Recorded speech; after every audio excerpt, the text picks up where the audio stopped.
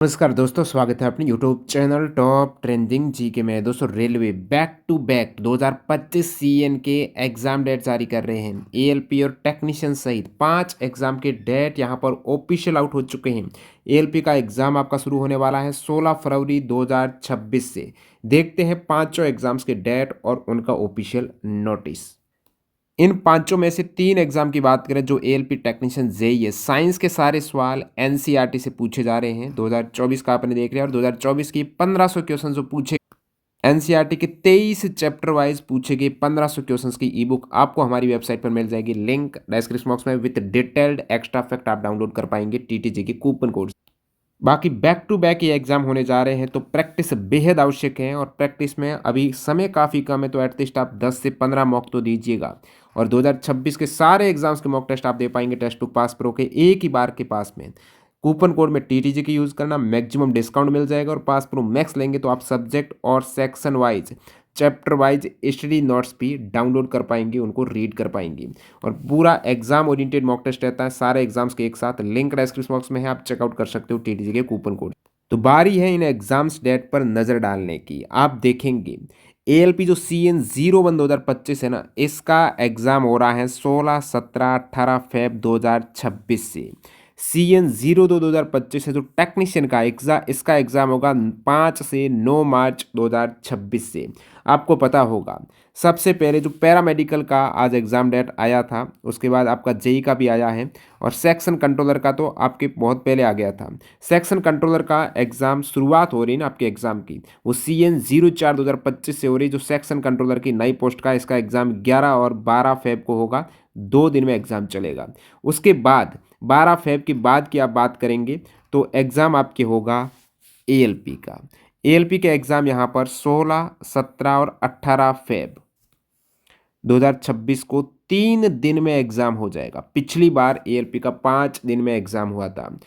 अब 18 फेब के बाद की बात करें, वो है आपका 19, 20 और 20 फेब तो है ही है, 2 दिन तो चल जाएगा। जेई का एग्ज़ाम है, यानी कंटिन्यू एएलपी के बाद जेई का एग्ज़ाम है 3 दिन। और बीच में इन्होंने इतना गैप दिया है। और 20 फरवरी के बाद आपका एग्ज़ाम 3 मार्च को है। मतलब 20 फरवरी और 3 मार्च के बीच कोई भी रेलवे का एग्ज़ाम नहीं होगा। इसका मतलब यही हुआ, नहीं तो ये कंटिन्यू करा देती।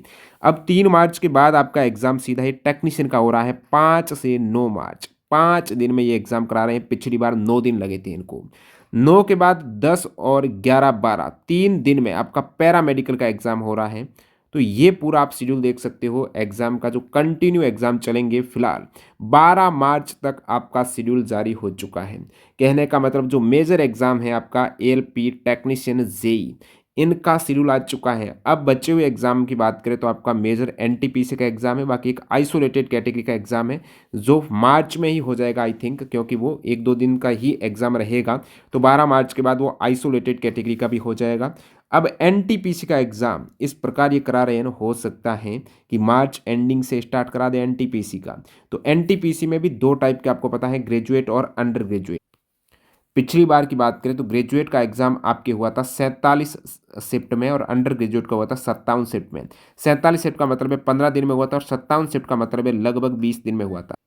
लेकिन जिस हिसाब से ये एग्ज़ाम करा रहे हैं ना, जो 15 दिन में हुआ था वो अब की बार 10 दिन में करा देंगे और 20 दिन में हुआ था वो अब की बार 15 दिन में ये करा देंगे। तो इस लिहाज से देखेंगे तो अप्रैल और मई में आपके एनटीपीसी के एग्ज़ाम हो जाएंगे। मार्च में के एंडिंग में भी स्टार्ट हो सकते हैं, लेकिन दोनों एग्ज़ाम होने में अप्रैल मई लग जाएंगे।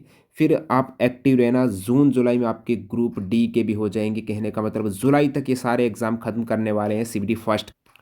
बाकी आप नोटिस देख सकते हो, ऑफिशियल नोटिस जो भी देखना चाहता है। टेक्नीशियन ग्रेड 1 और ग्रेड 3 दोनों के एग्ज़ाम होंगे 5, 6, 7, 8 और 9 मार्च 2026 को। एक पॉइंट यहाँ पर आप नोट करेंगे जो हाईलाइट कर रखा है इन्होंने, the candidate must bring their same photo identity document in original as mentioned in the application. जो एप्लीकेशन आपने फॉर्म भरा है ना, उसमें जो फोटो आईडी है, फोटोग्राफ नहीं, आपकी आईडी आइडेंटिटी का जो मेंशन कर रखा है फॉर्म भरते वक्त, जैसे आधार कार्ड मेंशन किया, वो ही आधार कार्ड आपको लेकर आना है। अदरवाइज आप अलाउ नहीं किए जाएंगे एग्ज़ाम हो। ये सेम चीज़ आप एएलपी में भी देखेंगे, जिसका एग्ज़ाम 16, 17 और 18 फेब 2026 को है। इसमें भी पॉइंट नंबर 4 में अभ्यर्थी को अपने आवेदन में उल्लिखित मूल फोटो पहचान पत्र को अवश्य लाना होगा, अन्यथा अभ्यर्थी को परीक्षा में बैठने की अनुमति नहीं दी जाएगी। तो आवेदन में उल्लिखित आपको आईडी प्रूफ लेकर जाना है। साथ साथ यहाँ पर आधार जो वेरीफाइड हो चुके हैं, उसके बाद भी आपको एक बार UIDAI जो आधार का पोर्टल है, वहाँ पर आपका आधार बायोमेट्रिक अनलॉक होना चाहिए ताकि आपका स्मूथली सेंटर में पंजीकरण हो सके, वहाँ पर एंट्री हो सके। तो ये आपका अपडेट मेजर दोनों एग्जाम के डेट आउट हो चुके हैं, सहायक लोको पायलट का और टेक्नीशियन एग्जाम। उससे पहले आपका पैरामेडिकल का एग्जाम डेट आई थी आज, जो कि 10, 11 और 12 मार्च 2026 को।